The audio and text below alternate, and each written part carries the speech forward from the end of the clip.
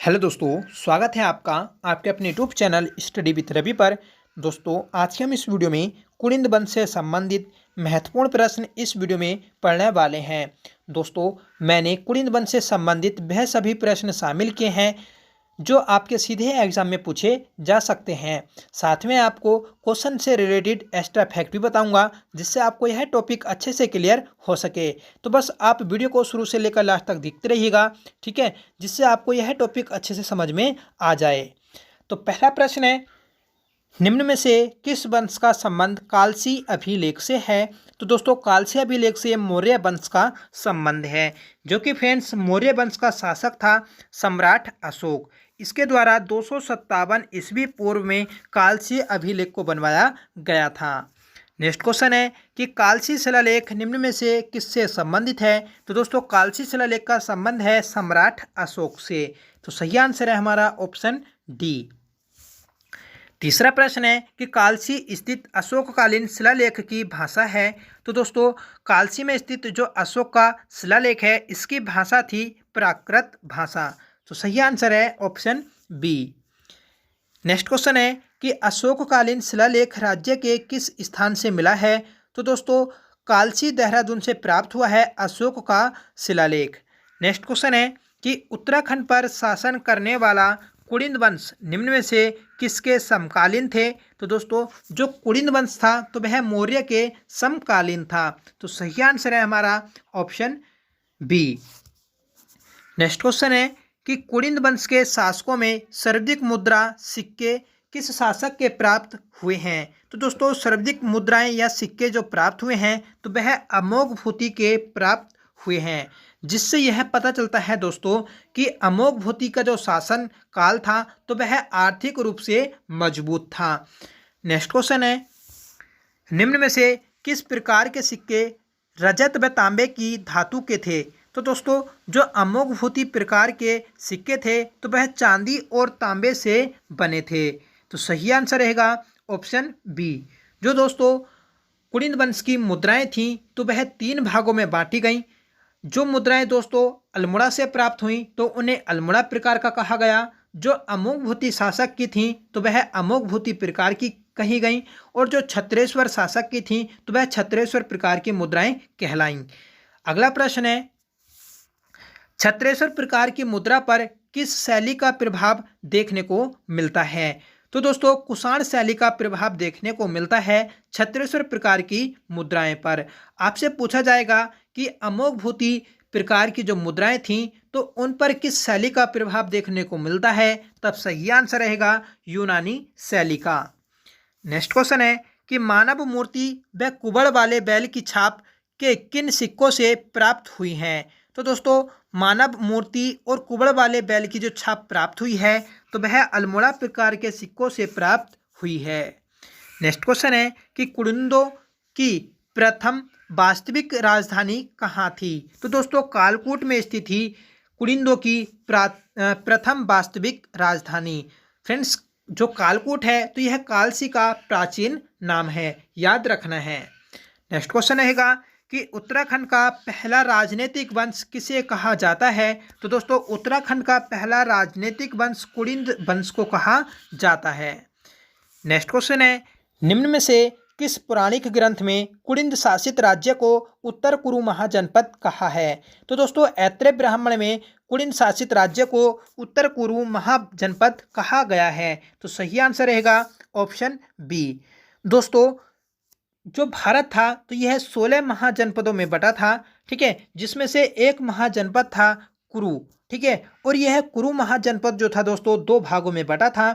एक महाजनपद था दक्षिणी महाजनपद और दूसरा था उत्तर कुरु महाजनपद, ठीक है। तो उत्तर कुरु महाजनपद जो था दोस्तों तो इसी पर ही कुनिंद शासित राज्य स्थापित था। नेक्स्ट क्वेश्चन रहेगा कि उत्तराखंड का पहला ऐतिहासिक वंश किसे कहा जाता है? तो दोस्तों, उत्तराखंड का पहला ऐतिहासिक वंश जो कहा जाता है तो वह कुनिंद वंश को कहा जाता है, क्योंकि दोस्तों उत्तराखंड पर शासन करने वाला सबसे प्राचीन जो वंश था तो वह कुनिंद राजवंश ही था। नेक्स्ट क्वेश्चन है कि अष्टाध्यायी किसकी रचना है? तो दोस्तों, प्रमुख पुस्तक है अष्टाध्यायी की पाणिनि, ठीक है, मतलब पाणिनि की जो पुस्तक है तो वह अष्टाध्यायी है। तो सही आंसर रहेगा ऑप्शन बी। नेक्स्ट क्वेश्चन है कि निम्न में से किस ऐतिहासिक स्रोत से कुलिंदों के बारे में जानकारी नहीं मिलती है? तो दोस्तों महाभारत से भी जानकारी मिलती है, अष्टाध्याय से भी मिलती है, बौद्ध साहित्य से भी कुलिंद वंश की जानकारी मिलती है। तो सही आंसर है अभिज्ञान शाकुंतलम, जो कि फ्रेंड्स कालिदास की यह पुस्तक है। अगला प्रश्न रहेगा कि अमोघभूति प्रकार की मुद्राओं में किस शैली का प्रभाव देखने को मिलता है? तो दोस्तों पीछे बताया था मैंने कि अमोघभूति प्रकार की जो मुद्राएं थीं तो इसमें यूनानी शैली का प्रभाव देखने को मिलता है। तो सही आंसर रहेगा ऑप्शन सी। सिक्कों की प्राप्त जानकारी के अनुसार कुलिंदों के आराध्य देव किन्हें कहा गया है? तो दोस्तों इंपॉर्टेंट क्वेश्चन है, हमें बताना है कि कुलिंदों के आराध्य देव कौन थे? तो दोस्तों भगवान शिव जो थे तो वह आराध्य देव थे कुलिंद राजवंश के। सही आंसर रहेगा ऑप्शन ए। नेक्स्ट क्वेश्चन है कि कुलिंद वंश के अभी तक कितने अभिलेख मिले हैं? तो दोस्तों कुलिंद वंश के अभी तक कुल 5 अभिलेख मिले हैं, जिसमें से एक मथुरा से प्राप्त हुआ है और 4 जो प्राप्त हुए हैं दोस्तों तो यह भरहुत से प्राप्त हुए हैं। आपसे पूछा जाएगा कि भरहुत कहाँ पर स्थित है? तो यह दोस्तों मध्य प्रदेश राज्य में स्थित है। अगला प्रश्न है कि किस अभिलेख से ज्ञात होता है कि कुलिंद वंश के कुछ शासक मौर्य के अधीन थे? तो दोस्तों कालसी अभिलेख जो है तो इसी से प्राप्त होता है कि कुलिंद वंश के शासक जो थे तो वह मौर्य के अधीन थे। जो मौर्य शासक थे तो उनके अधीन थे। तो सही आंसर है ऑप्शन सी। ठीक है, देखिए बात करते हैं जूनागढ़ अभिलेख की। तो दोस्तों जूनागढ़ अभिलेख गिर पर्वत, जो गिरिनार पर्वत है गुजरात में, तो वहाँ से प्राप्त हुआ है, जो कि फ्रेंड्स रुद्र दमन के द्वारा बनवाया गया है। और इस रुद्र दमन की एक प्रमुख कार्य है कि इसी ने दोस्तों जो सुदर्शन झील है गुजरात में उसका पुनरुद्धार करवाया था। ठीक है, अगली बात करें कि रुमनदेई अभिलेख, तो दोस्तों इसकी जो जानकारी मिलती है तो यह लुम्बिनी जो नेपाल में स्थित है तो वहाँ से यह लेख प्राप्त हुआ था। ठीक है, जो कि फ्रेंड्स अशोक का यह अभिलेख है, जिसमें फ्रेंड्स जब कलिंग विजय प्राप्त कर लेता है अशोक तो उसके बाद में ठीक है रुमनदेई अभिलेख को बनवाता है। और क्योंकि कलिंग विजय के बाद में यह बौद्ध धर्म को अपना लेता है। ठीक है, और गौतम बुद्ध का जो जन्म हुआ था तो वह लुम्बिनी में हुआ था नेपाल में, इसी कारण यहाँ पर एक अभिलेख बनवाता है और इस वाले क्षेत्र को दोस्तों यह कर मुक्त कर देता है। ठीक है, तो इम्पोर्टेंट है यह अभिलेख अशोक का। ठीक है, याद रखना है रुमनदेई अभिलेख लुम्बिनी से प्राप्त हुआ है। बात करते हैं हाथी गुम्फा अभिलेख, तो दोस्तों यह खारवेल शासक का अभिलेख है जो कि उड़ीसा से प्राप्त हुआ है। ठीक है, तो याद रखना है। ठीक है, अगला प्रश्न है सिक्कों में अंकित नाम के आधार पर कुलिंद वंश का प्रथम शासक किन्हें माना जाता है? तो दोस्तों कुलिंद वंश का प्रथम शासक जो माना जाता है तो वह विश्वदेव को माना जाता है। तो सही आंसर रहेगा ऑप्शन सी। अगला प्रश्न है कि निम्नलिखित में से उत्तराखंड पर शासन करने वाली प्रथम राजनीतिक शक्ति कौन सी थी? तो दोस्तों उत्तराखंड पर शासन करने वाली प्रथम राजनीतिक शक्ति थी कुलिंद वंश।